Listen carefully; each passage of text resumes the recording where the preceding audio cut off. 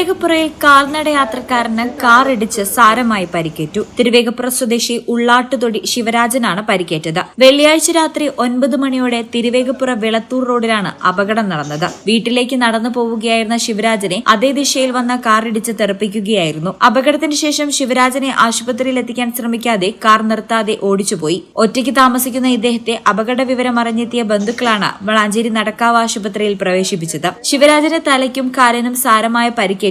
തന്നെ അടിച്ചത് ഒരു വെള്ളക്കാറാണെന്ന് ശിവരാജൻ ബന്ധുക്കളോട് പറഞ്ഞു. സാമ്പത്തികമായി ഏറെ ബുദ്ധിമുട്ടുന്ന കുടുംബമാണ് ശിവരാജന്റേത്. അതിനാൽ തന്നെ അപകടം വരുത്തിയ കാർ കണ്ടെത്തിയാൽ മാത്രമേ ഇദ്ദേഹത്തിന്റെ ചികിത്സയുമായി മുന്നോട്ടു പോകാൻ കുടുംബത്തിന് സാധിക്കുകയുള്ളൂ. സംഭവത്തിൽ പോലീസിൽ പരാതി നൽകാനുള്ള തയ്യാറെടുപ്പിലാണ് ബന്ധുക്കൾ. ഈ ചാനൽ തിരുവേഗപ്പുറ.